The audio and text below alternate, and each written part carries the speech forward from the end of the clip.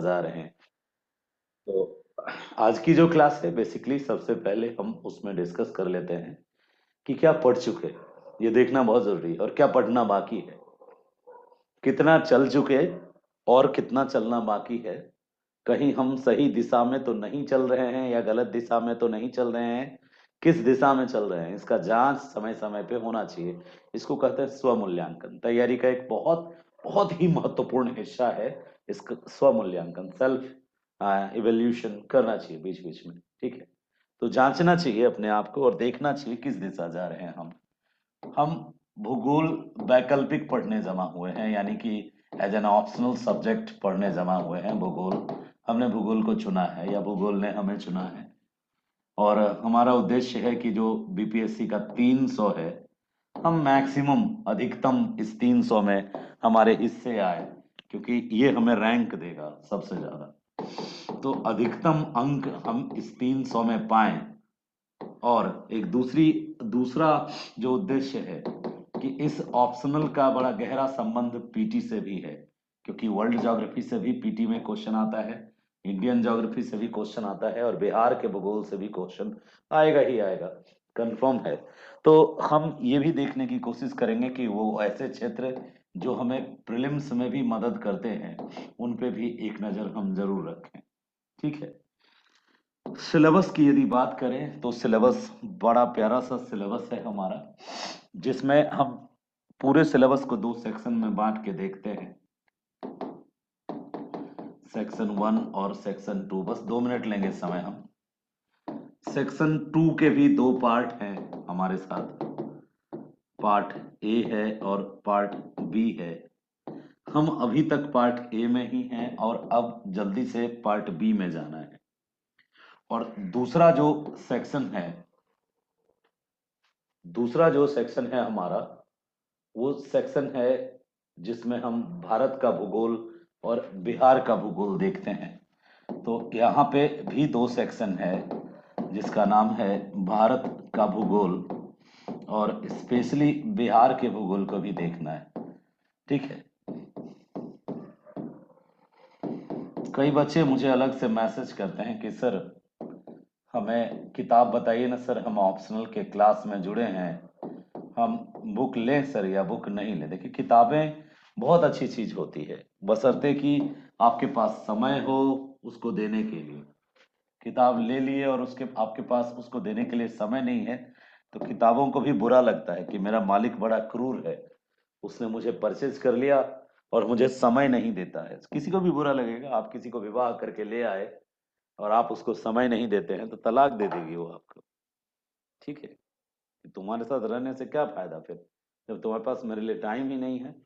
किताबों को भी बड़ा बुरा लगता है और रोती है किनारे बैठ के कि अरे पगले लाया क्यों मुझे, अच्छी खासी थी मैं अपने मायके में। तो किताब खरीदना किसी किसी की बीमारी होती है, लेकिन पढ़ना बहुत कम लोगों का स्वभाव होता है। हमें कोशिश करनी चाहिए कि यदि हम किताब खरीदते हैं तो हम उसको वक्त दें, निर्जीव हो या सजीव, उसको लाए हो, तुम्हारे भरोसे आई है, तुम्हारे नाम कर दिया है उसने, तुमने अपना नाम छाप दिया खरीद के, जैसे लाए लिख दिया हुआ एकदम योगेंद्र त्यागी, एकदम सिग्नेचर मार दिया उस पर, तो फिर तुम्हारी ड्यूटी बनती है कि रोज उसको समय दो, चाहे वो नई है या पुरानी। ऐसा नहीं कि पुरानी हो गई तो एक कोने में पड़ी है उस पर धूल पड़ रहा है। डेंटिंग पेंटिंग होते रहना चाहिए उसकी, धूल झड़ते रहना चाहिए उससे। किताबें खरीदना अच्छी बात है, लेकिन ज्यादातर भाई बहन मेरे ऐसे हैं जो बस जिस दिन आई नई नवेली किताब उसी दिन बस उसका खातिरदारी, फिर कोने में रोती रहती है बेचारी कि मेरा समय नहीं देता मेरा मालिक मुझे। फिर रोएगी तो दुआ बद्दुआ भी देगी फिर वो। ठीक है, तो इसलिए किताब खरीदते समय बहुत सावधान रहना। जैन धर्म कहता है कि प्रत्येक वस्तु में जीवन है। तो भौतिक भूगोल की किताब मैं बार बार कहता हूं कि यदि बीपीएससी के छात्र हो और ज्यादा गंभीर ज्ञान के चक्कर में तुम्हारा दिमाग नहीं पड़ा है, तो सिंपल सा सविंदर सिंह का भौतिक भूगोल जो है उस नाम से बुक ले लो। कि सारा कुछ मेंटल स्टेटस का सवाल है। वो लोग भी सेलेक्ट होते हैं जो कम पढ़ते हैं, और वो लोग भी सेलेक्ट होते हैं जो बहुत ज्यादा पढ़ते हैं। मतलब क्या है, भूगोल ऑप्शनल लेके मैंने कई ऐसे बच्चों को देखा है जो हर इकाई की एक किताब ढूंढ के ले आता है। जैसे जियोमॉर्फोलॉजी की अलग बुक ले लिया, ओशनोग्राफी की अलग बुक ले लिया, क्लाइमेटोलॉजी की अलग बुक ले लिया, बायोजोग्राफी की अलग बुक ले लिया, और कुल मिला के केवल ऑप्शनल के उसके पास 22 किताब होते हैं। नहीं देखा ऐसा बच्चा आपने? देख लीजिए, तो मोबाइल में दिख रहा है ऐसा, भाई उजला शर्ट पहना है ऐसे, ये माइको एक्स लगा है। मैंने ऐसा ही किया था, और मैं आपके सामने हूं। क्यों आपके सामने हूं? फिर 22 किताब यदि मैं सिर्फ ज्योग्राफी की पढ़ूंगा तो पूरा वक्त मेरा कौन ले लेगी? ज्योग्राफी।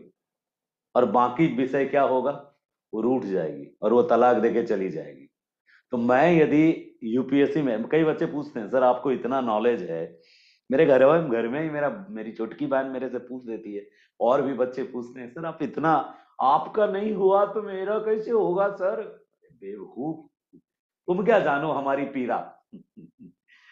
मैं ऑप्शनल के मोहब्बत में ऐसा डूबा कि फिर कोई और मुझे दिखी ही नहीं। मेरे घर में कचरा पेटी से लेकर के जहां नजर मारोगे सब जगह ज्योग्राफी ही दिखेगा। यानी 50 बुक तुम निकालोगे मेरे घर से, तो उसमें कम से कम 40 बुक के ऊपर भूगोल शब्द लिखा होगा। 10 बुक होगा जिसमें एक आध गो पे इतिहास लिखा हो और एक आध पे कहीं कोई दूसरा विषय लिखा हो। तो ऐसी मोहब्बत बड़ी डेंजरस मोहब्बत होती है दोस्त। क्योंकि देखो, यूपीएससी हो या बीपीएससी, सिविल सर्विस में लिमिटेड ज्ञान वाला ही ज्यादा बाजी मारता है। क्यों? समय सीमा निर्धारित होती है। बहुत गंभीर ज्ञान ले लिया तुमने तो तुमको क्या है ना, तुम्हारा दिमाग ही तुम्हारा दुश्मन हो जाएगा। ज्यादा धार हो ना चक्कू में, वही हाथ काटता है। ना ज्यादा धार चाहिए ना पूरा भोतर चाहिए, तो कैसा चक्कू से काम चलेगा? जिससे हाथ पे प्याज काट लो। हम लोग तो काटते हैं ना प्याज वाज घर पे खुद से, तो हाथ पे प्याज काटने की आवश्यकता है। ठीक है? मतलब ज्यादा धारदार का कहने का मतलब है, यदि भूगोल में तुम बहुत ज्यादा पुस्तक ले लिए। एक बच्चा मुझे, ये जो दर्द दास्तान मैं बता रहा हूँ, कल मुझे एक फोन आया जिसमें एक भाई मेरे से पूछ रहे थे कि किताब जो है सर केवल भौतिक भूगोल लेने से काम चल जाएगा, या फिर सर जियोमॉर्फोलॉजी का अलग ले लूं, ओशनोग्राफी का अलग ले लूं, क्लाइमेटोलॉजी का अलग। मैंने तब तो फिर ले ही लीजिए, हमारे फैमिली में आपका स्वागत है, भविष्य के आलोक भैया बनेंगे आप। मैं ये कह रहा हूँ तुमको सिलेक्शन चाहिए ना तो लिमिटेड पढ़ो, ज्यादा डेप्थ में जाने की आवश्यकता नहीं है। बस उसको लिखते समय तुम्हारे डायग्राम यदि बहुत खूबसूरत रहे, और जो मांगा था उस प्रश्न ने उतना ही तुमने दे दिया, उसमें ज्यादा गहराई में चले जाओगे ना तो एक आध नंबर का फर्क पड़ेगा। और गहराई में जाने पे क्या होता है, जब एक ही चीज के बारे में तुम बहुत डेप्थ में चले गए तो लौट के आना भी है मेरे भाई। और भी क्वेश्चंस हैं, दूसरे भी क्वेश्चंस हैं।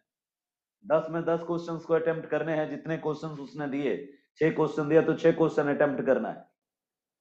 और छबों को तुम यदि डेप्थ में ही जाते रहोगे तो तुम्हारा समय ही खत्म हो जाएगा, सारे प्रश्न तुम अटेम्प्ट नहीं कर पाओगे। तो इसलिए मैं कहता हूं कि एक रास्ता ऐसा चुनो जिसमें ज्ञान तुमको हर टॉपिक का हो, और उसमें यूनिक ज्ञान ले लो, टेक्निकल ले लो, तुम अपने काम की चुन के रख लो मोती, कि मैं ना बस इतनी ही चीजें लिखूंगा, ऐसा ही लिखूंगा। ज्यादा गहराई में जाके रिसर्चर मत बनने लगना, बहुत ज्यादा डेप्थ में जाके रिसर्चर नहीं बनने लगना एकदम, कि हम शोध ही कर रहे हैं इस मुद्दे पे कि क्या कारण है कि दिल्ली बार बार कांप रही है सर। तो बोले बेटा वो भूकंप जोन में नहीं सर, लेकिन पहले की तुलना में जो ये बढ़ी है भूकंप की घटना, इस संदर्भ में आप क्या कहेंगे? हमको लग रहा था इसको पत्रकार होना चाहिए। कई प्रश्न मैं रोज झेलता हूं, क्योंकि मैंने ओपन दे रखा है नंबर, तो आते रहते हैं। जीएस वाले भी क्वेश्चन पूछते हैं कि सर इस संदर्भ में आप क्या सोचते हैं। मैंने कहा बेटा मैं बिल्कुल वैज्ञानिक नहीं हूं, मैं बिल्कुल नहीं सोचता। जिस दिन कांपती है उस दिन 2 मिनट के लिए सोचता हूं कि ये भूकंप है, रिक्टर स्केल पे ये होगा, मर्केली स्केल पे ये हुआ होगा, और इससे ज्यादा मैं नहीं सोचता। सोचने के लिए हैं रिसर्चर्स, नासा है, इसरो है, बाकी लोग हैं, उन लोग सोचेंगे। या फिर जियोग्राफिकल सोसाइटी है, हिमालय में एक हिमालयन इंस्टीट्यूट, रिसर्च इंस्टीट्यूट है, वो लोग सोचेंगे। मैं तो ये सोचता हूं कि अगला जो बैच है उसमें क्या पढ़ाना है। आइए अगले मुद्दे पे आते हैं। तो भौतिक भूगोल में ही हैं अभी हम लोग, और लगभग 2 से 3 महीने की क्लास भी हो गई। इतना ज्यादा समय होने के बावजूद 2 महीने की ज्यादा क्लास हो गई, तो इतना टाइम लेने के बाद भी अभी तक हम सेक्शन 1 में ही क्यों हैं, इस पे हम कल विचार कर रहे थे अपने मन में। हम इसलिए सेक्शन 1 में हैं क्योंकि टाइम जो है हम 1 आवर का क्लास ले रहे हैं। और दूसरी बात यह है कि अभी शुरुआती दौर में हम, सबसे मेन यही है, ज्यादा समय लेता है, तो मेरी कोशिश होती है बेसिक की। और इनमें से 1 महीना 2 महीना हमने ले दिया, 1 से 1.5 महीना दे दिया किस पे, मैपिंग पे हमने बड़ा समय दिया। और जरूरी भी था। आप लोग के पास, जिसके पास मैपिंग वाला वीडियो नहीं है वो जरूर देखिए। मैपिंग वाला वीडियो देखने से और भी आइडिया होगा आपको वर्ल्ड का। अब हम भौतिक भूगोल की ही केवल बात करें तो भौतिक भूगोल में 5 खंड होते हैं। मानव भूगोल में ज्यादा समय नहीं लगेगा, बहुत जल्दी आप मानव भूगोल फिनिश कर लेंगे। क्यों? क्योंकि मानव भूगोल में वही कृषि उद्योग व्यापार वाली बात आती है, तो इसमें बहुत आसानी से चीजें समझ में आ जाएंगी, कुछ डॉक्ट्रिन सिद्धांत को छोड़ के। तो मानव भूगोल बहुत इजी है, बहुत साधारण कॉन्सेप्ट है, जल्दी फिनिश होगा। और इसका कोई किताब लेना चाहें, एक किताब सविंद्र सिंह की पतली सी किताब ये ले लीजिए, जिसमें 5 यूनिट एक ही किताब में हो, अलग अलग लेने की जरूरत नहीं है। भू आकृति विज्ञान भी उसी में हो, ठीक है। और भू आकृति विज्ञान के अलावा अभी जो हम शुरू करने वाले हैं, इसके बाद हम क्लाइमेट स्टार्ट नहीं करने वाले हैं। हम समुद्र विज्ञान पहले पढ़ेंगे, उसके बाद क्लाइमेट पढ़ेंगे, तो इससे फायदा होगा। क्यों? क्योंकि ज्यादा अच्छा समझ में आएगा जलवायु विज्ञान। मेरा मानना है कि ज्योग्राफी में सबसे महत्वपूर्ण जो है वो जलवायु विज्ञान ही है और भू आकृति विज्ञान ही है। समुद्र विज्ञान इजी है, बच्चों वाला इंफॉर्मेशन है। तो उसके बाद जो बायोज्योग्राफी है, जिसको जैव भूगोल कहते हैं, या जो पर्यावरण ज्योग्राफी है जिसको एनवायरमेंटल ज्योग्राफी कहते हैं, ये 2 दिन का क्लास है, बहुत जल्दी खत्म हो जाता है, इसमें ज्यादा माथापैची नहीं है। मृदा पढ़ना होता है और वन पढ़ना होता है, विश्व की मृदा और विश्व के वन, बस हो जाता है जैव भूगोल। और एनवायरमेंट वाले में विश्व की जो वनस्पति आपने पढ़ा, उसी में वाइल्ड लाइफ पढ़ लेते हैं, वन्य जीव पढ़ लिए, तो हो गया बायोज्योग्राफी। तो ज्यादा बायोज्योग्राफी और एनवायरमेंट ज्योग्राफी में टेंशन नहीं है, ये कम समय लेगा, मतलब मुश्किल से 3 से 4 क्लास में खत्म बायोज्योग्राफी और एनवायरमेंटल ज्योग्राफी। तो जो सबसे ज्यादा टाइम लेने वाला है अभी, कम से कम 10 से 15 दिन, 10 से 15 दिन का समय, 15 से 20 दिन भी ले सकता है, वो क्लाइमेट है। और वैसे ही 10 दिन समुद्र लेगा, समुद्र विज्ञान। तो अभी हम जियोमॉर्फोलॉजी में 3-4 सेक्शंस अभी भी बाकी है। क्या क्या बाकी है? भू आकृति विज्ञान जो जियोमॉर्फोलॉजी होता है, उसमें बेसिकली हम पढ़ते क्या क्या हैं ये देखना जरूरी है। जियोमॉर्फोलॉजी, भू आकृति विज्ञान, हम 2 तरह की भू आकृति, पहले भी बहुत बार इस पर चर्चा की है, आज समरी में कह रहे हैं, 2 तरह की पढ़ते हैं। एक पृथ्वी के आंतरिक भाग से रिलेटेड, आंतरिक भाग से रिलेटेड भू आकृति, और एक पृथ्वी के बाहरी भाग से रिलेटेड भू आकृति। इसी को हम एंडोजेनेटिक फोर्सेस और एंडोजेनेटिक फोर्सेस और एक्सोजेनेटिक फोर्सेस के कार्य के रूप में भी देख सकते हैं। आंतरिक बल का कार्य और जो बाहरी बल है उसका कार्य। धरातल पर 2 तरह की शक्तियां कार्य करती है, मैंने डायलॉग्स बहुत दिए होंगे बिगिनिंग में, तो ये उन्हीं का कार्य है मेनली। जो जियोमॉर्फोलॉजी है वो 2 पार्ट में बंटता है, एक जियोलॉजिकल जियोमॉर्फोलॉजी, और दूसरा हो जाता है ये भूगर्भीय भू आकृति विज्ञान, और एक होता है स्थलीय भू आकृति विज्ञान। तो जो स्थलीय भू आकृति विज्ञान है, इसमें ही हम टोपोग्राफी और साइकिल ऑफ इरोजन पढ़ते हैं, ठीक है। टोपोग्राफी, साइकिल ऑफ इरोजन, ये सब जो है वो बाह्य वाला पार्ट है। मेन इंपॉर्टेंट पार्ट यही है, क्योंकि ये जो है सिर्फ ऑप्शनल वाले ही पढ़ते हैं डिटेल में, ये ऑप्शनल स्पेशल है। कौन? टोपोग्राफी। जनरल स्पेशल ये है, ये जनरल स्टूडेंट ये जरूर पढ़ता है, ज्योग्राफी के नाम पे जनरल स्टूडेंट यही पढ़ता है। क्या क्या पढ़ता है? तो जो भूकंप है वो जनरल स्टूडेंट पढ़ता है, भूकंप क्या है, कितने प्रकार के होते हैं। ज्वालामुखी जो है ये जनरल स्टूडेंट ही पढ़ता है, और हमें भी पढ़ना होता है। और साथ ही साथ भूकंप और ज्वालामुखी के अलावा एक फोल्डिंग है, वलन, ये भी जनरल स्टूडेंट और ऑप्शनल वाले दोनों पढ़ते हैं। इन तीनों के अलावा पृथ्वी के आंतरिक संरचना, आप कहेंगे सर इनमें से तो कई चैप्टर हुआ नहीं है, आपने पूरा फोकस उधर कर दिया। मैं कल सोच रहा था कि आपके मन में क्या भाव आए, उससे पहले मैं आपको बताऊं कि क्या हम करने वाले हैं, इसके लिए रणनीति क्या है। तो पृथ्वी की आंतरिक संरचना जो है ये भी जनरल स्टूडेंट के लिए है, यानी जीएस के लिए है। आंतरिक संरचना, और इन सब के बाद जब आप ज्वालामुखी, भूकंप, बलन, पृथ्वी की संरचना पढ़ते हैं, एक सोलर सिस्टम भी इसी में आता है। सौर मंडल भी पृथ्वी के आंतरिक संरचना को समझने में ही मदद करता है। सोलर सिस्टम, यूनिवर्स जो है वो भी इसी को, और पृथ्वी की आंतरिक संरचना, पृथ्वी की उत्पत्ति से रिलेटेड हो गया सौर मंडल, वही सौर मंडल, भूकंप, ज्वालामुखी, बलन के अलावा फिर आ जाता है जो मैंने आपको वेगनर बताया था, हैरी हेस बताया, कोबर बताया, आर्थर होम्स बताया। ये जो थ्योरीज जितने भी मैंने बताए आपको, ये सब इसी का पार्ट है, सब के सब इसी का पार्ट है। यानी ये सेक्शन मैंने बहुत अच्छे से करा क्योंकि ये ऑप्शनल स्पेशल था। प्लेट टेक्टोनिक्स हो गया, वेगनर हो गया, हैरी हेस, कोबर, आर्थर होम्स, ये ऑप्शनल स्पेशल था। ये जीएस स्पेशल जो है अभी भी बचा हुआ है क्योंकि मैंने ज्वालामुखी और उससे निर्मित टोपोग्राफी, पता है ये भी टोपोग्राफी बनाता है, यानी ज्वालामुखी भी भू आकृतियां बनाता है। तो ज्वालामुखी निर्मित भू आकृतियां भी कई बार ऑप्शनल में पूछ देता है। तो अभी ऐसा नहीं है कि जियोमॉर्फोलॉजी 100% खत्म हुआ, कुछ पर्टिकुलर सेक्शन बचे हैं, भूकंप, ज्वालामुखी, वलन, पृथ्वी की आंतरिक संरचना, सोलर सिस्टम पर हमने काफी डिटेल में बात कर ली। तो हम इसको मान लेते हैं कि ये नहीं है आपके मतलब बचा हुआ।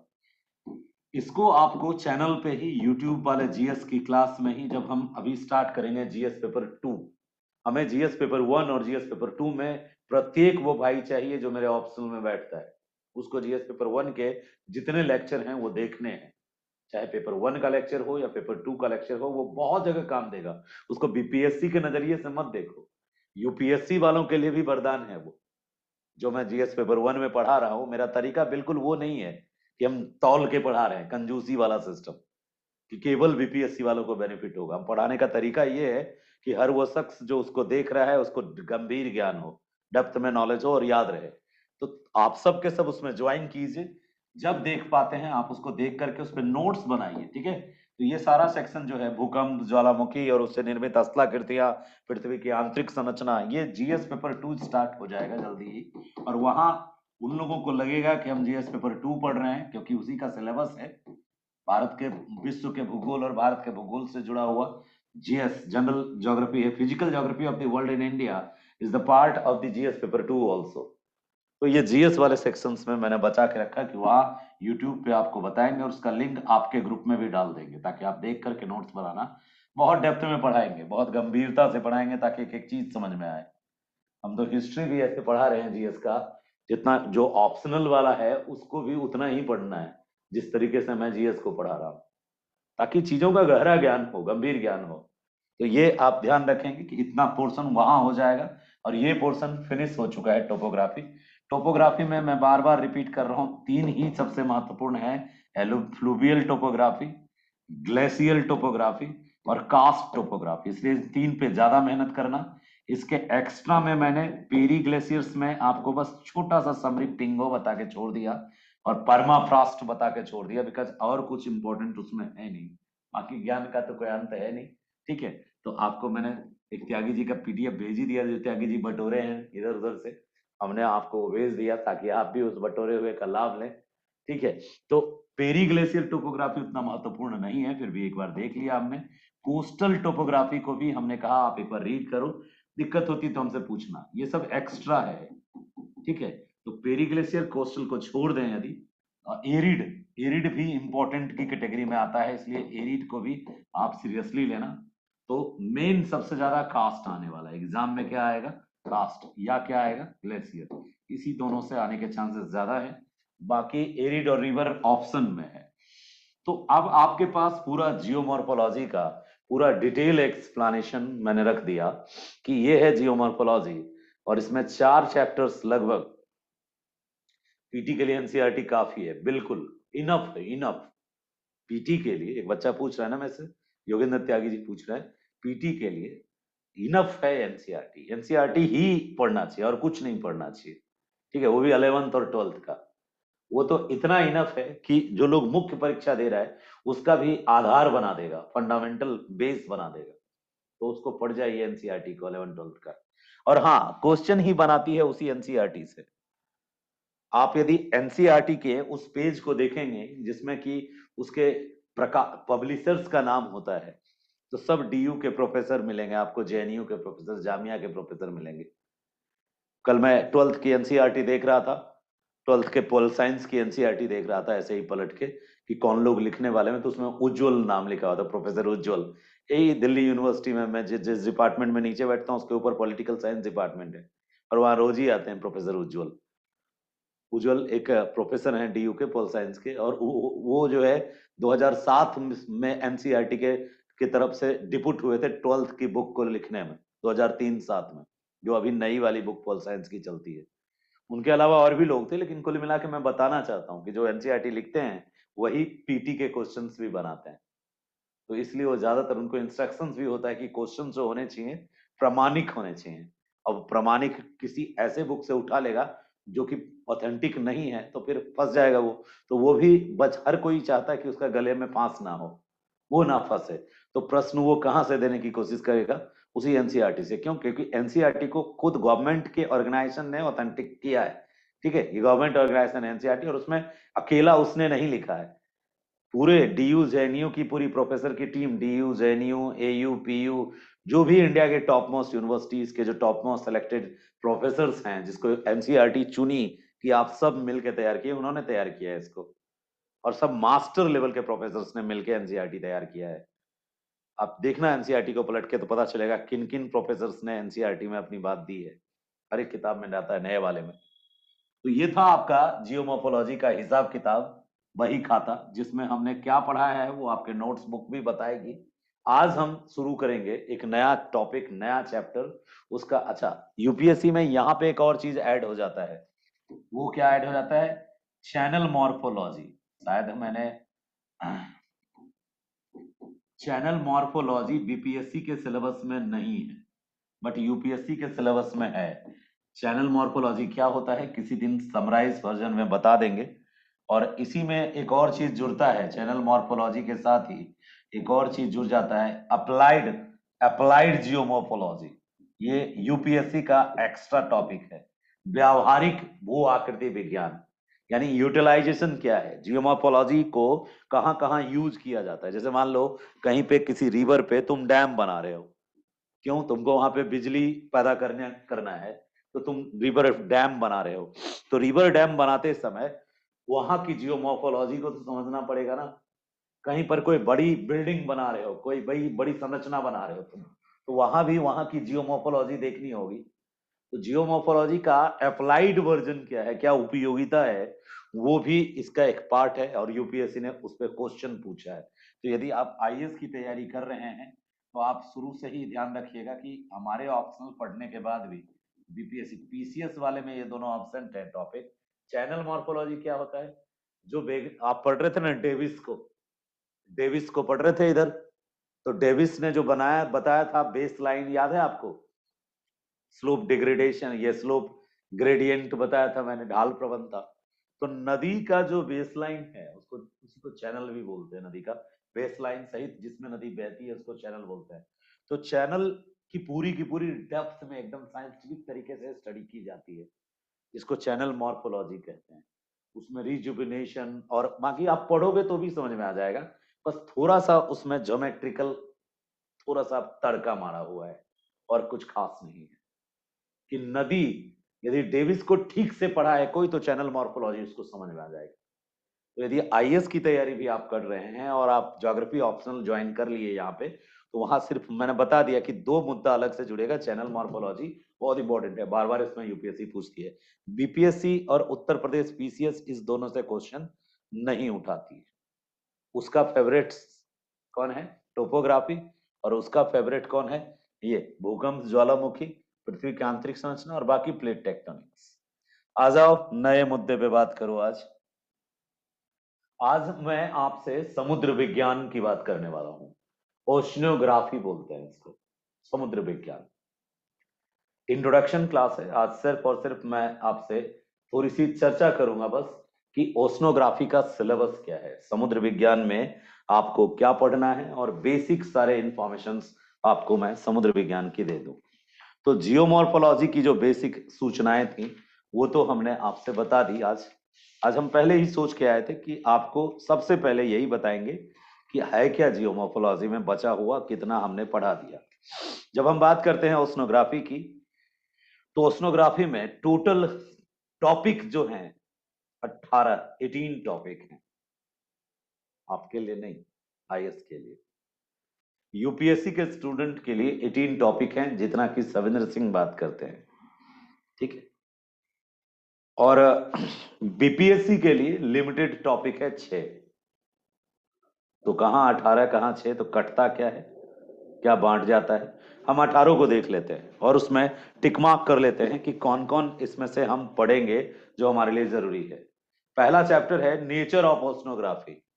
ऊपर हेडिंग दे दीजिए समुद्र विज्ञान।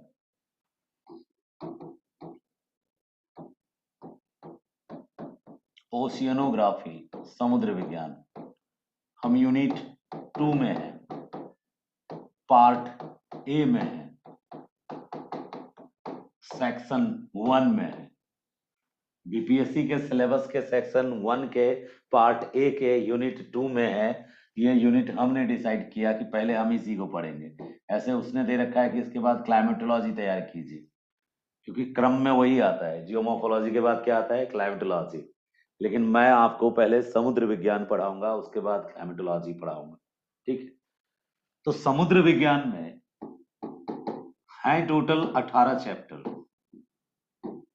सीधे 8 पे आ गया 18 सुन के। तो कौन कौन सा चैप्टर है, एक एक करके देखते जाइए। पहला चैप्टर है, ये सिर्फ इंट्रोडक्शन चैप्टर है। ये बीपीएससी ने इसको मेंशन कहीं नहीं किया, ना यूपीएससी ने। ये है nature of oceanography. Nature of oceanography. Nature of oceanography का मतलब हो गया, इसमें हम समुद्र विज्ञान की प्रकृति पढ़ते हैं, समुद्र विज्ञान का एक परिचय, एक इंट्रोडक्शन लेते हैं। और उसके बाद है origin of the ocean basins. कैसे समुद्र का जो महासागर है वो बना, ओरिजिन ऑफ ओशियन बेसिन। यानी कि समुद्री नितल की उत्पत्ति नहीं पढ़ना है हम लोगों को, लेकिन थोड़ा थोड़ा इंट्रोडक्शन आज हम दे देंगे आपको इसका। इसके बाद है ocean morphology and bottom relief, ये पढ़ना है, समुद्री नितल।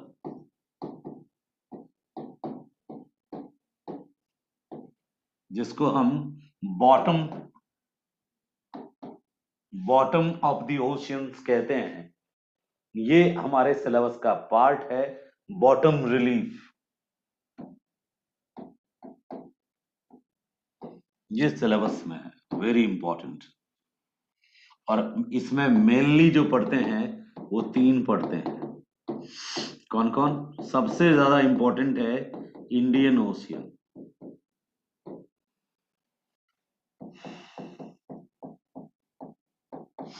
उसके बाद इंपॉर्टेंट है अटलांटिक ओशियन, और लिस्ट इंपॉर्टेंट है पैसिफिक ओशियन। बहुत कम पूछता है। सबसे ज्यादा इंडियन ओशियन पूछता है, दूसरे नंबर पे अटलांटिक ओशियन पूछता है, और तीसरे नंबर पे पैसिफिक। इन्हीं तीनों के बॉटम को पढ़ना है, इन्हीं के नितल को पढ़ना है कि इसका पानी यदि सुखा दें तो गड्ढे का डिजाइन क्या होगा। जिस गड्ढे में ये पानी भरा हुआ है, जिसको इंडियन ओशियन कहते हैं, उसका यदि पानी हटा दें तो पानी हटाने के बाद ये गड्ढा दिखता कैसा होगा। ये इंपॉर्टेंट पॉइंट है, बहुत इंपॉर्टेंट है। अगले मुद्दे पे हम बात करें यदि, तो ये सबसे इंपॉर्टेंट पॉइंट है। यहीं से ये सिलेबस स्टार्ट होगा हमारा बीपीएससी का, ठीक है। इंडियन ओशियन, अटलांटिक ओशियन और पैसिफिक ओशियन। ये क्या है फिर?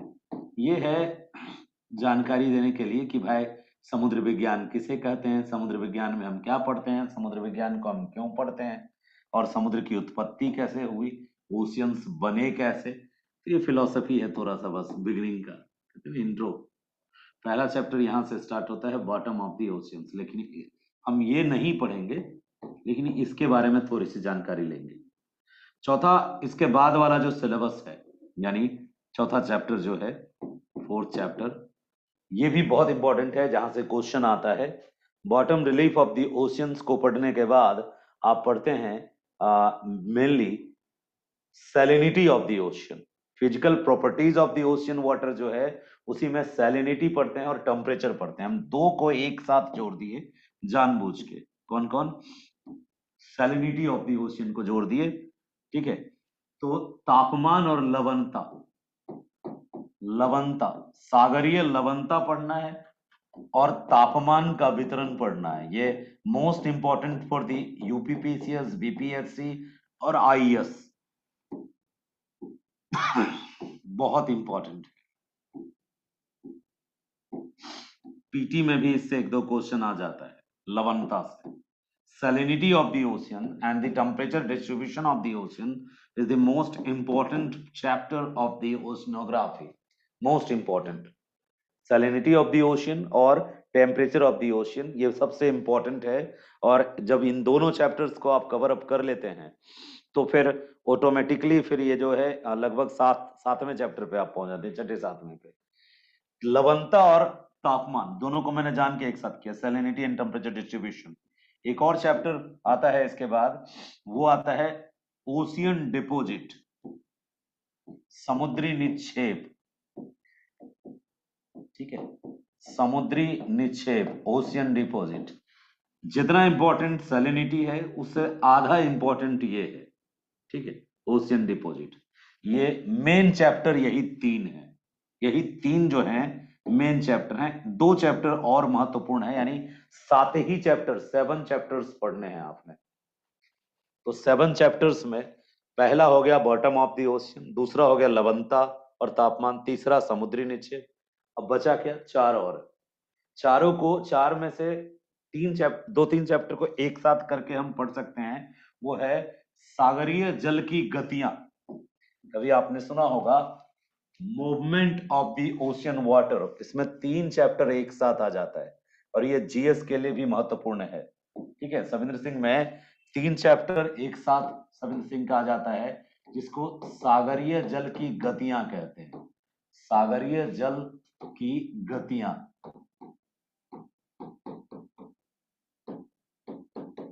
Movements of the ocean water, 3 chapter कौन कौन इसमें आ जाता है? एक तरंगे, जो सागरीय जल की तरंगे हैं। दूसरा टाइड, ज्वार भाटा जो है सागरीय जल की। और तीसरा वही समुद्री जल धारा, जिसको पीटी में रटते रहते हैं ये बच्चे, समुद्री जल धारा, ओशियन करंट।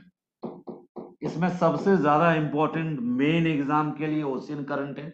यूपीएससी को तो सबसे ज्यादा पसंद यही है, आईएएस के एग्जाम में सबसे ज्यादा क्वेश्चन यही से आता है, और बीपीएससी में भी यही आएगा, यूपीपीसीएस में भी यही आएगा। मुख्य परीक्षा का बड़ा महत्वपूर्ण क्वेश्चन है और प्रीलिम्स का भी बड़ा महत्वपूर्ण क्वेश्चन है। तरंगों से कोई क्वेश्चन आता नहीं, लेकिन ज्वार भाटा से पीटी में क्वेश्चन आता है, प्रीलिम्स में क्वेश्चन आता है, दोनों ही प्रीलिम्स में। तो ये सागरीय जल की गतियां में टाइड, ठीक है, और ज्वार भाटा जो है, और दूसरा ओशियन करंट जो है, सबसे ज्यादा इंपॉर्टेंट है, ठीक। और इन तीनों को जान के मैंने एक साथ लिया क्योंकि तीनों एक जैसे हैं, गतियां हैं, ये सागरीय जल की गतियां हैं। तो ओशियन डिपोजिट के बाद सागरीय जल की गतियां हैं, और सागरीय जल की गतियों के बाद नंबर आता है साहब जो हमारा फेवरेट है, हम इस चैप्टर को बहुत पसंद करते हैं और यूपीएससी भी बहुत पसंद करती है, जिस चैप्टर का नाम है कोरल रीफ। सुना है ना आपने? कोरल रीफ सुना होगा आपने, कोरल रीफ जरूर सुना होगा। अच्छा, सागरीय जल में एक और गतियां थी जो बुरा मान जाएंगी यदि उसका नाम ना ले, तो सुनामी भी एक सागरीय जल की गति है, और इस पर भी बड़ा क्रस है। किसका? यूपीएससी और बीपीएससी का बड़ा मोहब्बत करती है यूपीएससी और बीपीएससी। तो यहाँ पे बड़ा इंपॉर्टेंट चैप्टर है सुनामी, समुद्री धाराएं, ज्वार भाटाएं। ये जीएस में भी उतना ही इंपॉर्टेंट है as well as the optional. तो ये जीएस वाले बच्चों को भी पढ़ना है और ऑप्शनल वाले बच्चों को भी पढ़ना होता है, और ये सब एक ही चैप्टर में समाहित है। तो कुल मिला के अब तक 1, 2, 3 और चौथा चैप्टर था। ये चौथा चैप्टर था ना। यदि हम ये फालतू चैप्टर्स डिलीट कर दें, ये नहीं पढ़ना, ये सिलेबस का सिर्फ माथा पैची है, तो हट गया वो। इस हिसाब से एक चैप्टर ये, दो चैप्टर ये, तीन चैप्टर ये और चौथा चैप्टर ये, चार चैप्टर हो गया। तो पांचवा चैप्टर क्या है जिसको हम सातवां कह रहे हैं? अब एकदम रियलिटी पे ही आ जाए, नंबर सही कर ले, ठीक है। वो तो सविंद्र सिंह जी का अपना स्टाइल है लिखने का, तो वो अपने अनुसार से लिखते हैं। तो पहला चैप्टर था समुद्री नितल, दूसरा चैप्टर है सैलिनिटी टेम्परेचर, तीसरा चैप्टर है समुद्री निक्षेप सिलेबस में, चौथा चैप्टर है सागरीय जल की गतियां। इस हिसाब से अभी आप पांचवें में हैं, और मैंने कहा था कि ज्यादा नहीं पढ़ना बालक, 6 चैप्टर पढ़ना है आपने। तो पांचवा चैप्टर जो है यह है प्रवाल भित्ति। प्रवाल भित्ति।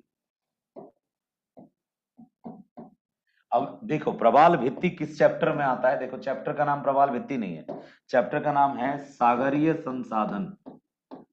ओशियन, जो ओशियन सी रिसोर्सेस बोलते हैं, सागरीय संसाधन, सी रिसोर्सेस, ठीक है। एवं सागरीय कानून, सी लॉज, चैप्टर का नाम ये है। और इसी चैप्टर में जो सागरीय संसाधन है, इसी संसाधन में तीन चीज पढ़ना होता है आपको। एक कोरल रीफ, जो प्रवाल भित्ति है, प्रवाल है, ये सागरीय संसाधन है। कोरल रीफ के अलावा जो मैंग्रोव्स है, सागर के तट पर जो मैंग्रोव्स है, ये भी सागरीय संसाधन है। इसके अलावा जो है इसमें हम जो भी फिश है, मत्स्यिकी है, जो भी इससे रिलेटेड है सागर से, वो सब इसी में आता है। मोस्ट इंपॉर्टेंट कौन है? Coral reef. गजब हालत है भाई, छींक आती भी है और नहीं आती है, बड़ा दिक्कत। तो सागरीय कानून भी पढ़ना है कि कितने से कितने दूर तक सागर में किसी देश का हिस्सा होता है, मतलब उसके अंडर में होता है। ये था आपका ओशनोग्राफी का सिलेबस। और ओशनोग्राफी के सिलेबस को पूरे के पूरी तरीके से आप याद रख सकते हैं अच्छे से, ठीक है। तो कुल मिला के मेरे अनुसार से तो 5 ही चैप्टर है। Chapter number 1 bottom of the oceans, जिसमें इंडियन ओशियंस, अटलांटिक ओशियन और पैसिफिक ओशियन पढ़ना है। Chapter number 2 salinity and temperature of the oceans. और chapter number 3 ocean deposit. Chapter number 4 ocean movements और वाटर, ओशियन वाटर मूवमेंट्स। और chapter number 5 ocean resources and sea laws. Questions लिख लो, important questions की list बना दो। मैं questions भी यही लिख रहा हूं, आप थोड़ा तरीका बदल रहा हूं मैं।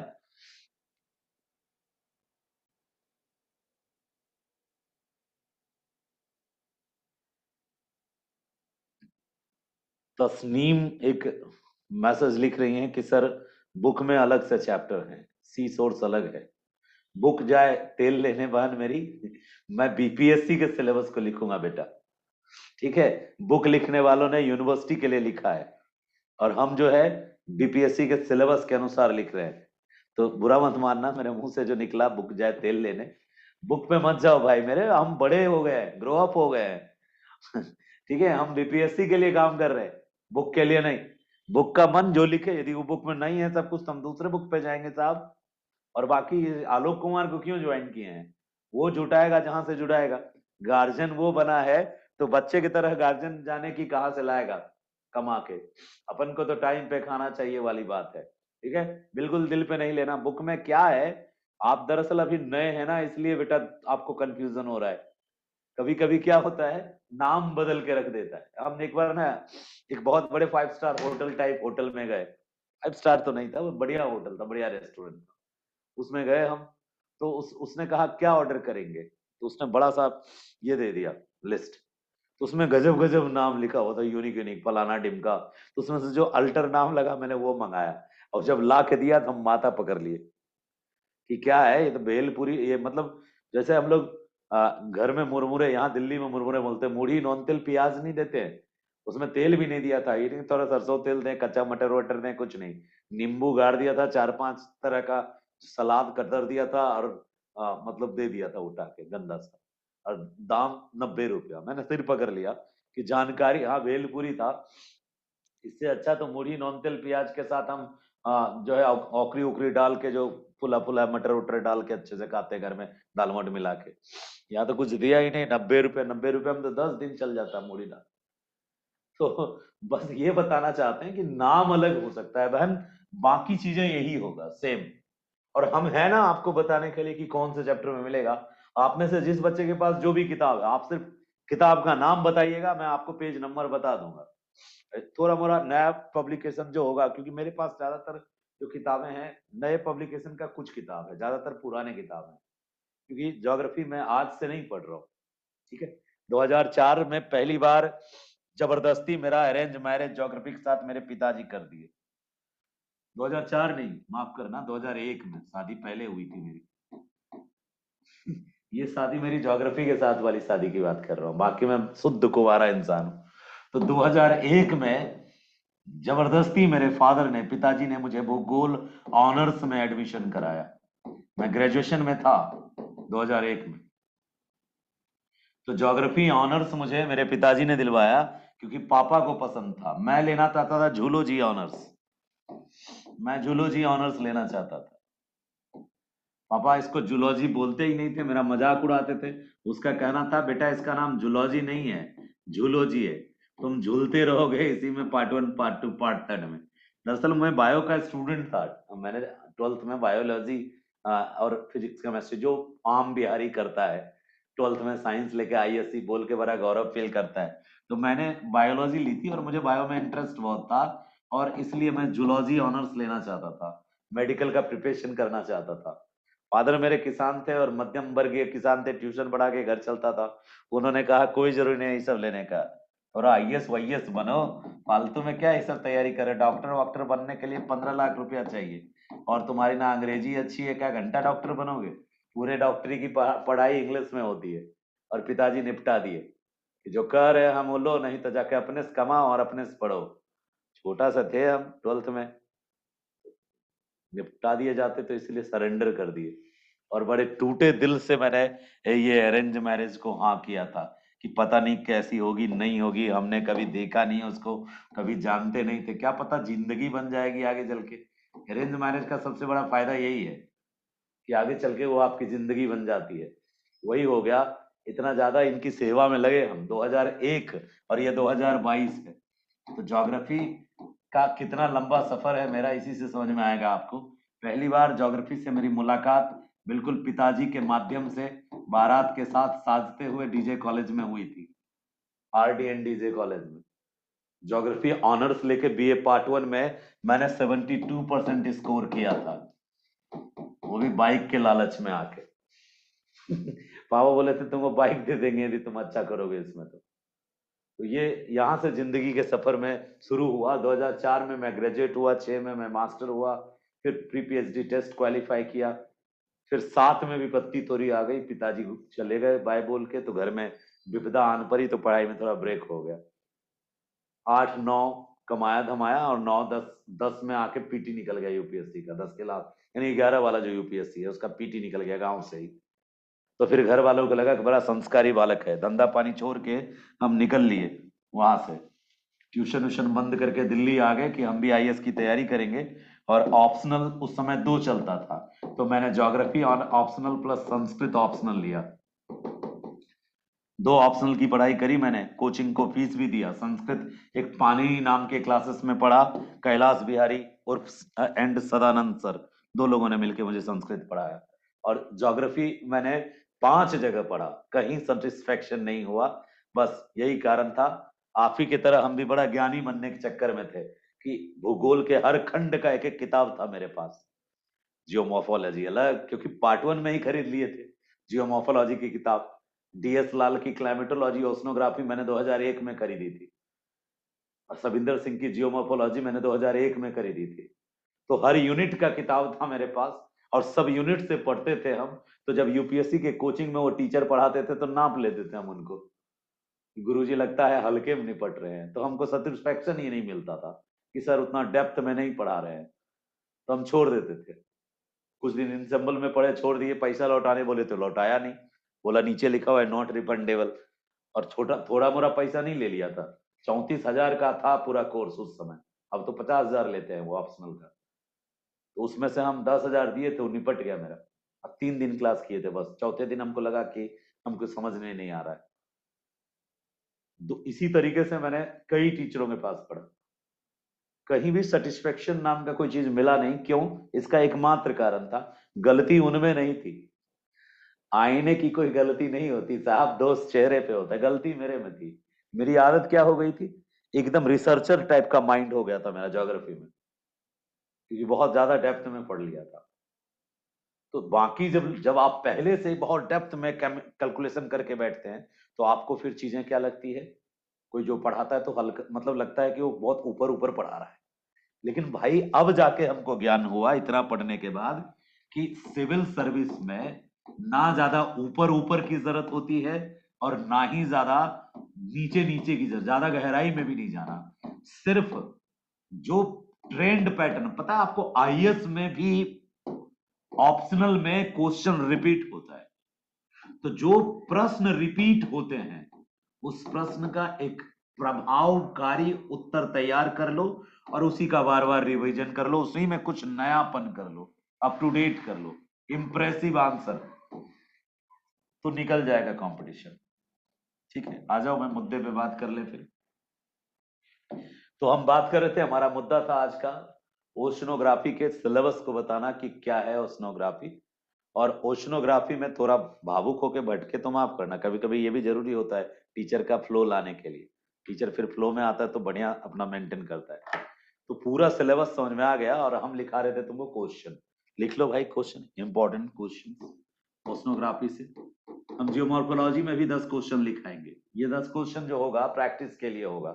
ये आइडिया मुझे हाल फिलहाल में आया कि हर एक यूनिट में पहले ही हम आपको इंपॉर्टेंट क्वेश्चन की एक लिस्ट दे दें, ताकि आप उस क्वेश्चंस पे प्रैक्टिस करते रहें। इससे क्या बेनिफिट होगा? इससे बेनिफिट ये होगा भाई मेरे कि जो क्वेश्चंस है हर सेक्शन का तुम्हारे पास पहले से अवेलेबल रहेगा, तो प्रैक्टिस कर सकते हो। पहला क्वेश्चन लिख लो जो आएगा बीपीएससी के लिए, 67वीं ही नहीं, मतलब हर साल के लिए एक कॉमन इंपॉर्टेंट क्वेश्चंस की लिस्ट दे रहा हूं आपको। पहला क्वेश्चन लिख लीजिए, फर्स्ट ओशनोग्राफी से। पहला क्वेश्चन है,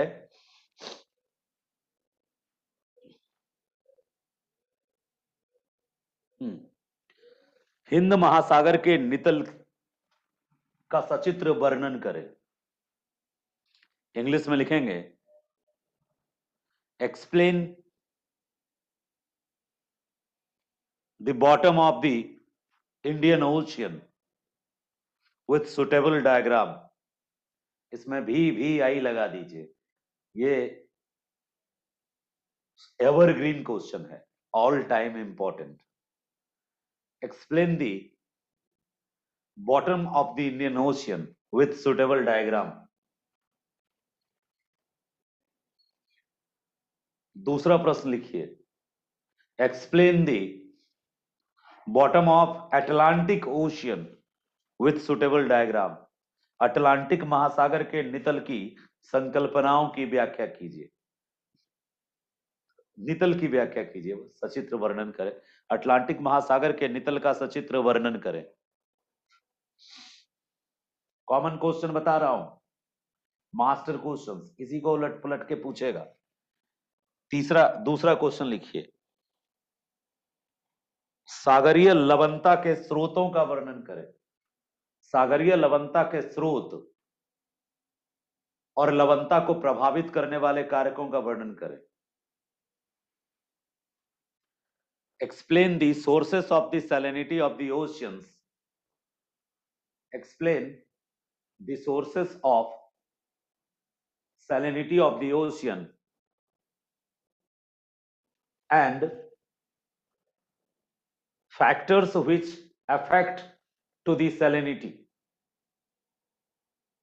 सागरीय लवणता के कारण या सागरीय लवणता के स्रोत और इसको प्रभावित करने वाले कारकों का विवरण दें। सैलिनिटी का कारण बताना है, सोर्स बताना है, और सैलिनिटी को प्रभावित कौन करता है ये बताना है। एक और क्वेश्चन लिखिए। सर क्या फिर से रिपीट कीजिएगा थर्ड नंबर क्वेश्चन? एकदम एकदम बिल्कुल, हम तो खुद ही रिपीट कर देते हैं, आप नहीं भी बोलते तो भी, मेरी आदत है। ठीक है, explain the sources of the salinity of the oceans and the factors which can affect to the salinity. सागरीय लवणता के स्रोत तथा लवणता को प्रभावित करने वाले कारकों का विवरण दे। इसमें भी स्टार लगाइएगा, बहुत इंपॉर्टेंट है। Ocean salinity.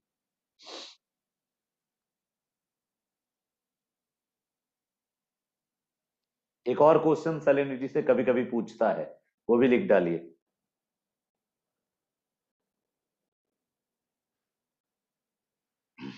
Explain the distribution of the salinity of the oceans. Distribution of salinity of the ocean. सागरीय लवणता के वितरण का विवरण प्रस्तुत करें।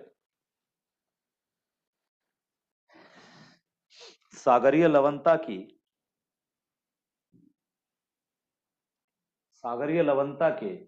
वितरण, सागरीय लवणता के वितरण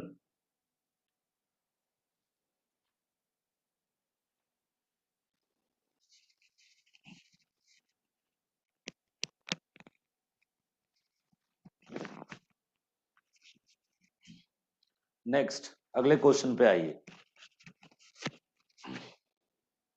मैं सजेशन नहीं दे रहा हूं आपको यहाँ पे कि क्या क्वेश्चंस इंपॉर्टेंट हैं, सजेशन के रूप में नहीं, बल्कि पूरे सिलेबस से कितने क्वेश्चन बनते हैं सिविल सर्विस में, यूपीएससी में एज वेल एज बीपीएससी में कौन से क्वेश्चन बनते हैं जब जब स्ट्रेट क्वेश्चन पूछेगा, सीधा प्रश्न पूछेगा। कभी कभी घुमा के पूछता है तो वो भी मैं बताऊंगा पढ़ाते समय, किसको घुमा के कैसे पूछेगा, करंट से जोड़ के कैसे पूछेगा। ये घुमा के पूछना और करंट से जोड़ के पूछना ये आदत यूपीएससी का है। बीपीएससी सीधा पूछती है, एकदम सीधे लाठी कपार पर। बीपीएससी सीधा पूछती है, जो मैं दिखा रहा हूं ये बीपीएससी में सीधे सीधे दिखेंगे, लेकिन यूपीएससी इसको हाल की घटनाओं से जोड़ के पूछेगा। ठीक है, जैसे यूपीएससी ने हाल में एक और टॉपिक अलग से ऐड कर लिया है, सागरीय प्रदूषण। सिलेबस में मेंशन नहीं है, लेकिन ओशियन पॉल्यूशन पे बार बार क्वेश्चन आ रहा है। अब उसको आप बायो ज्योग्राफी से जोड़ो या एनवायरमेंट ज्योग्राफी से जोड़ो, जुड़ता है कहीं ना कहीं। तो ओशियन पॉल्यूशन का मुद्दा न्यूज में है, तो इसलिए ओशियन पॉल्यूशन भी पूछता है बीपीएससी, ये यूपीएससी। हीरा ठाकुर का माइक ऑन है, ठाकुर साहब। नहीं, वो निपटा लिए अपना माइक, चलिए। कभी कभी ऑटोमेटिकली माइक ऑन हो जाता है, तो उसके लिए क्षमा प्रार्थी रहें, बट सब लोग इरादतन अपराधी नहीं है। जानबूझ के गलती नहीं होती है, गलती गलती से गलती हो जाती है। तो मैं बात कर रहा था सैलिनिटी से क्वेश्चन, टेम्परेचर डिस्ट्रीब्यूशन से भी क्वेश्चन आता है। सागरीय तापमान के वितरण, सागरीय तापमान देखिए, ocean temperature, explain the distribution of the ocean temperature, distribution of the ocean temperature. Sneha सही लिख रही हैं, ये यूपीएससी का टॉपिक है बेटा। ऑयल स्पेल्स, ओशियन पॉल्यूशंस, ये सब ओशियन पॉल्यूशंस में कई चीजें जुड़ती हैं। हुआ क्या था हाल के दिनों में, जो कैरिबियन सी है वहां पे ओशियंस में बहुत बहुत बड़े लेवल पे जो डंप है, कचरा है, वो जमा हो गया था, जिससे कोस्ट पूरा का पूरा बर्बाद हो रहा था। इसके अलावा ब्राजील में भी एक जो है तेल ढोने वाली जहाज, तेल का टैंकर पट गया था। इसके अलावा मॉरिशस के आसपास भी तेल का टैंकर पट गया था। तो इसके कारण लगातार ये चीजें न्यूज में थी, तो यूपीएससी इस तरह के क्वेश्चन पूछने लग गई, ऑयल स्पिल, सागरीय पॉल्यूशन से रिलेटेड। तो बीपीएससी वैसा नहीं है, बीपीएससी एलिफेंट है, बिल्कुल आती है, कान में तेल देके क्वेश्चन बनाती है, सारा क्वेश्चन ट्रेडिशनल पूछती है, लेकिन हम पढ़ते समय सतर्क रहेंगे। ठीक है, हाथी है ठीक है, मदमस्त है ठीक है, दौड़े लगी तो कोई ठीक है कब, मतलब आप आयोग पे भरोसा नहीं कर सकते। ठीक है, आयोग पे अपने को तैयार रखना है, करंट से जोड़ के भी चीजों को, क्या पता आयोग कहां से क्या पूछे। तो हम बताएंगे आपको ऑयल स्पिल्स क्या है। अगला मुद्दा ये लिख लिया, सागरीय तापमान के वितरण का विवरण दे, ocean temperature, distribution of the ocean temperatures को एक्सप्लेन करना है। यहां से एक दो चीज और भी है, जैसे इसी से जुड़ता है, करंट में एक टॉपिक जुड़ता है जिसको हम कहते हैं dead zone of the ocean. PT का टॉपिक है डेड जोन। अरब सागर में बहुत बड़ा एरिया में डेड जोन बन रहा है। तापमान गर्म हो रहा है, अरब सागर का कुछ क्षेत्र तेजी से गर्म हो रहा है, उस पर हम चर्चा करेंगे जब चैप्टर पढ़ाएंगे। अगला पॉइंट लिखिए, classify the ocean deposits, classify to the ocean deposit, classify and explain to the ocean deposit. सागरीय निक्षेपों का वर्गीकरण, सागरीय निक्षेपों का वर्गीकरण करें, वर्गीकरण प्रस्तुत करें, सागरीय निक्षेपों का वर्गीकरण प्रस्तुत करें। समुद्री निक्षेप, ओशियन डिपोजिट, सागरीय निक्षेपों का वर्गीकरण प्रस्तुत करें। नेक्स्ट क्वेश्चन,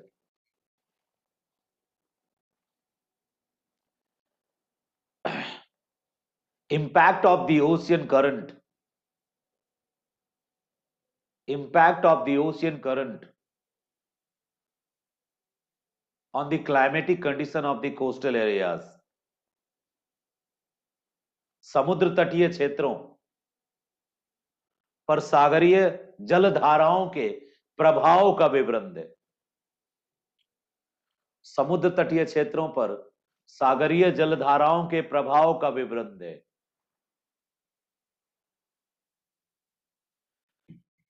सागरीय जलधाराओं के प्रभाव का विवरण दें। एक और क्वेश्चन बनता है ओशियन करंट से,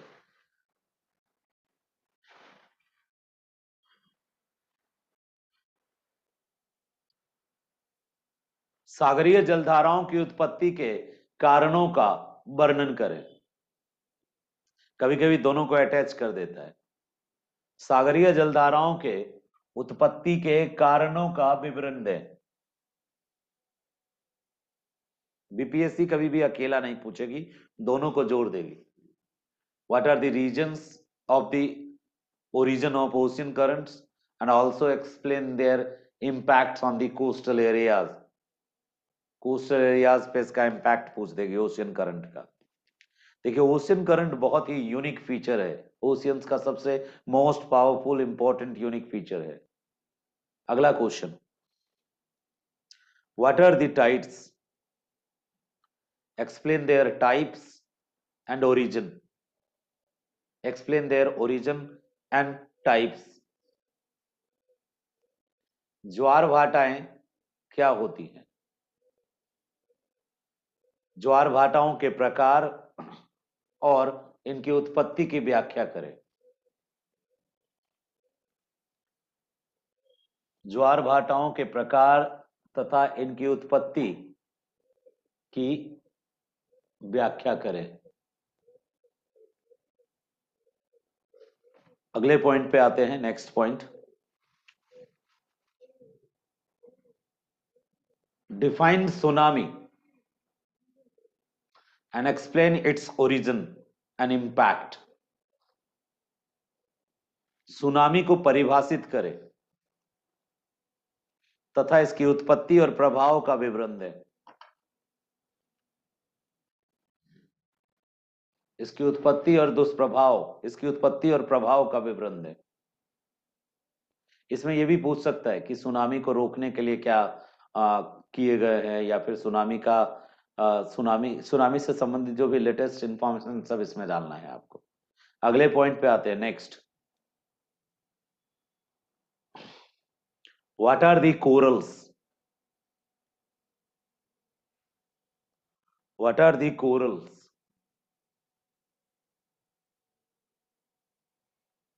explain the types of coral reefs and its importance, and its importance। प्रवाल क्या होते हैं, प्रवाल भित्ति की के प्रकार, प्रवाल भित्ति के प्रकार और इसके महत्व की चर्चा करें या महत्व का विवरण दें।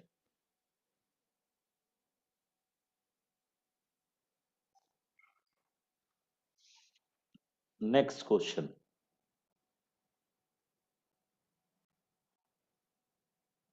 सी लॉज, सागरीय कानून। What are the sea laws, सागरीय कानून क्या हैं।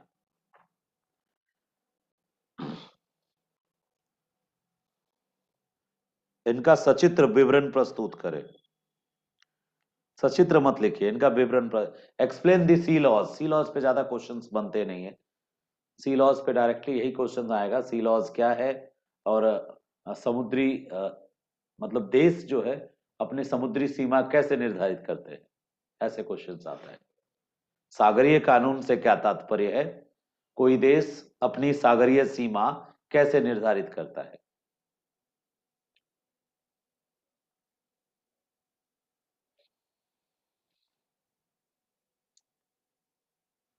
बस इतना काफी है।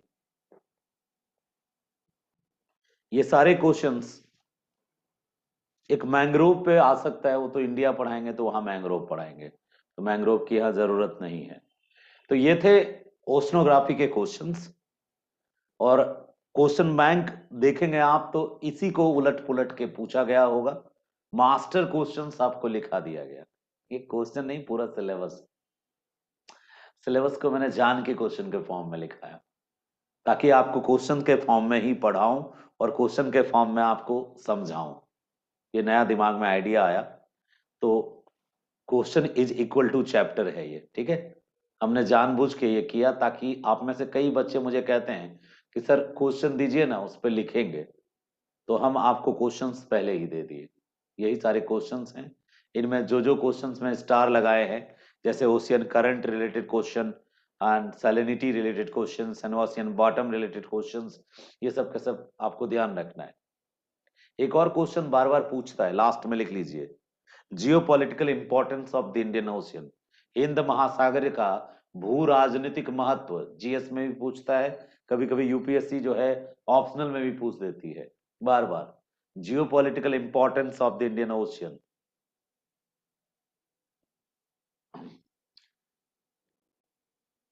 प्रीति कुछ पूछना चाहती है। हाँ प्रीति पूछिए। सर मैं ये कह रही थी कि इसमें जो क्वेश्चन बैंक है ना, उसमें बार बार थॉट का जिक्र किया गया है कि हर मतलब जैसे ये ओशनोग्राफी में ये हिंद महासागर का, तो इसमें कैसे थॉट कौन कौन दिए स्कॉलर, उसको थोड़ा उस ओशनोग्राफी में, ओशनोग्राफी से रिलेटेड जो थॉट है, हम जी जब कोरल रीफ पढ़ाएंगे, कोई थॉट नहीं कहते हैं उसको। आप गलत शब्द उपयोग कर रही हैं। सिद्धांत कौन दिए हैं। हाँ, थॉट अलग है। तो ओशनोग्राफी में जब हम कोरल रीफ पढ़ेंगे ना, तो जी कोरल के ओरिजिन के जो थ्योरीज हैं वो हम आपको बताएंगे। इसी जी तरीके से जो डिपॉजिट पढ़ेंगे तो उसमें जोग्राफर्स क्या है आप बताएं। कोई एक एग्जांपल देंगी आप? बार बार आपने कहा क्वेश्चन बैंक में आपने देखा, एक एक नाम पढ़िए, आप एक क्वेश्चन पढ़िए जिसमें लग रहा है आपको कि उसने थॉट दिए हैं। मेरे सामने खुला हुआ है क्वेश्चन बैंक, लेकिन हम चाहते हैं कि आपके मन में जो प्रश्न आया किस क्वेश्चन को देख के आया। अभी एक क्वेश्चन है सर कि प्रवाल भित्ति के उत्पत्ति के सिद्धांत का वर्णन करें। तो जब हम ओरिजिन ऑफ कोरल पढ़ेंगे तो ओरिजिन सिद्धांत के आधार पे ही पढ़ेंगे। हम अपना कोई टेक्निक नहीं पढ़ेंगे, ओरिजिन का कॉमन टेक्निक नहीं पढ़ेंगे, हम ऑप्शनल वाले हैं। तो हम ओरिजिन के जब जो जोग्राफर्स ने बताया वही हम बताएंगे, कि मर्रे ने क्या बताया या डार्विन ने क्या बताया, तो उनके आधार पे ही तो हम ओरिजिन पढ़ेंगे। प्रवाल भित्ति क्या है, प्रवाल के प्रकार क्या है, इसके अलावा origin of the coral reefs भी एक क्वेश्चन होता है, लिख लीजिए। प्रवाल भित्ति के उत्पत्ति से संबंधित विभिन्न सिद्धांतों की व्याख्या करें, लिख लीजिए। और कोई क्वेश्चन बताइए जो आपको लग रहा है, जिसमें थॉट लग रहा है पूछा है। सर एक बार ये हिंद महासागर का भू क्या बोले थे क्वेश्चन। वो अच्छा, और कोई क्वेश्चन है जिसमें आपको थॉट लग रहा है? वो तो हम बता देंगे। सर इसमें है कुछ कुछ, जैसे कि धाराओं पे कौन सा स्कॉलर सिद्धांत दिए हैं, धारा की उत्पत्ति कैसे होती है, जिसमें फेरल का नियम या फिर ये सब का। नहीं नहीं, ये सब गलत डायरेक्शन में पढ़ रही हैं आप, ठीक है। ये आप सब उतना थॉट, आपको, किसी का सिद्धांत लिखना उतना ज्यादा अरे ये नहीं। मेरी बात सुनिए, मैं ये बता रहा हूं, जब हम पढ़ेंगे ना, जी हम सर। हर क्वेश्चन को, जैसे हम हिमनद पढ़ रहे हैं तो हिमनद में भी हम पढ़ते हैं कि ये जोग्राफर ने ये कहा, वो जोग्राफर ने वो कहा। तो वैसा डायरेक्ट कोई क्वेश्चन नहीं आता है कि पेरल के नियम के अनुसार समुद्री धारा की उत्पत्ति समझाइए, ऐसा कोई क्वेश्चन नहीं आता है। फेरल का नियम एक छोटा नियम है, धारा किधर मुड़ेगी उस पे लागू करने वाला कहीं पर आपने पढ़ लिया होगा। वो छोटे छोटे पॉइंट्स हैं, वो अभी सर बड़े। मैं ये कह रही थी कि उनका वो थॉट को लिखना हमारे लिए कितना उचित है, कितना मतलब हम उसको स्किप कर सकते हैं या लिखना आप ही। यदि शुरू से इस बैच में हैं, कितने कितने समय से इस क्लास को ले रहे हैं, ज्योग्राफी ऑप्शनल के क्लास को? मैं सर ये जो मॉर्फोलॉजी खत्म ही होने वाली थी तब मैं आई थी टोपोग्राफी पे। अच्छा अच्छा, इसीलिए आपको चीजें समझ में नहीं आ रही है। ये जो क्वेश्चंस आप देख रहे हैं ना, जब हम इसको पढ़ते हैं तो मेरी आदत है, मैं सबको बताते आया हूं बच्चों को, कि जब भी आप आंसर लिखो, इंट्रोडक्शन लिखो, तो आप उस मुद्दे से संबंधित 3-4 ज्योग्राफर का नाम लिखो। तो जब मैं ये बताता हूं तो मैं पढ़ाते समय कोशिश भी करता हूं, कोई भी मुद्दा पढ़ते हैं ना हम, तो वहां उससे संबंधित ज्योग्राफर्स के जो थ्योरीज थॉट होते हैं वो हम जरूर लिखते हैं, स्टेटमेंट, कोटेशन, सिद्धांत लिखते हैं। तो जी ये सर, जो जैसे ज्योग्राफिकल, मास्टर्स कर रही है इसी सब्जेक्ट से तो वहां पे तो यूज होता ही है, फिर मुझे लगा कि नहीं यहाँ पे कितना यूज करना है इसका थोड़ा होना चाहिए मुझे नहीं तो नॉलेज। आप यदि इसी सब्जेक्ट से ग्रेजुएट हैं, तो अभी मैं अपनी राम कहानी दर्द दास्तान आपको बता रहा था कि मैं इसी सब्जेक्ट से पीएचडी कर रहा हूं। आप बिल्कुल चिंता ना करें इस बात की। ज्योग्राफिकल थॉट एक अलग पार्ट है, एक हिस्सा है। वो कहां से जुड़ता है? वो ह्यूमन ज्योग्राफी जब हम पढ़ रहे होंगे तो वहां हम आपको अलग से ज्योग्राफिकल थॉट पढ़ाएंगे। और मॉडल्स एंड थ्योरीज नाम का जो सेक्शन है, वो इकोनॉमिकल ज्योग्राफी से रिलेटेड सारे मॉडल्स एंड थ्योरीज है, पढ़ाएंगे। और जो जो थ्योरीज आते जाता है, जैसे मैंने उधर जो बताया, मैंने यहाँ पे थ्योरीज में बहुत थ्योरीज पढ़ाया है, ठीक है? जी सर, जितने, जैसे तो आप इसकी कि चिंता मॉर्फोलॉजी के आप ना लिए करें। टेक्टोनिक बहुत फेमस टॉपिक है। कौन सा टॉपिक फेमस है? प्लेट टेक्टोनिक मतलब जियोमॉर्फोलॉजी के लिए कि हाँ उसको पढ़िए तो आपको बहुत कुछ क्लियर हो जाएगा उनके बाकी बच्चे प्रीति जी हंस रहे होंगे, तो मैं चाहूंगा आपसे, आप अपने को समय दीजिए और पीछे के जितने वीडियोज हैं उसको देखिए। ठीक सर। क्यों हंस रहे होंगे? क्योंकि ये लोग बोर हो गए पढ़ते पढ़ते, इतनी थ्योरीज पढ़ाई है मैंने प्लेट टेक्टोनिक्स से लेकर के। तो आप चिंता ना करें, आप ज्योग्राफी से शायद ग्रेजुएट हैं, इसीलिए आपके मन में यह भाव आ रहा है, ठीक है? तो हमने ये सब पढ़ाया है। हम पृथ्वी की आंतरिक संरचना नहीं पढ़ा है, भूकंप नहीं पढ़ा है, जलवायु नहीं पढ़ा है, और जियोमॉर्फोलॉजी 2 महीना पढ़ा है। तो हम थ्योरीज ही ज्यादा पढ़ाए हैं। और बीपीएससी में जो चीजें पूछती है उसका पूरा का पूरा ध्यान हम रख रहे हैं। आज हम जान के ये क्वेश्चन लिखा है पहले ही, ये जनरल क्वेश्चंस हैं जो माइंड में रहने चाहिए। इसके बाद पढ़ाते समय हम और भी फ्रेम करेंगे क्वेश्चंस को, ठीक है? अब दूसरी क्लास है, और थोड़ा सा आप धीरे धीरे ना पीछे के वीडियोस देखिए। आपसे एक रिक्वेस्ट है कि आप बैक वीडियोस आप देखिए, तो आपको और चीजें क्लियर हो जाएंगी, ठीक है? यदि आप नहीं जुड़ी हैं टेलीग्राम में, तो आप टेलीग्राम में जुड़ लीजिएगा। हमने सारे थ्योरीज पढ़ाए हैं बहुत डिटेल में, प्लेट टेक्टोनिक्स ही नहीं, उसको बनाने वाली जो थ्योरीज है ना, हैरी हेस की, आर्थर होम्स की, या फिर जो वेगनर्स की, या फिर कोवर की, सारी थ्योरीज मैंने पढ़ाई है। तो पढ़ लीजिएगा आप पीछे के वीडियोस देख करके। चलिए, हिस्ट्री के लिए क्लास का कॉल आने लग गया, तो हम क्लास स्टार्ट कर लेते हैं हिस्ट्री।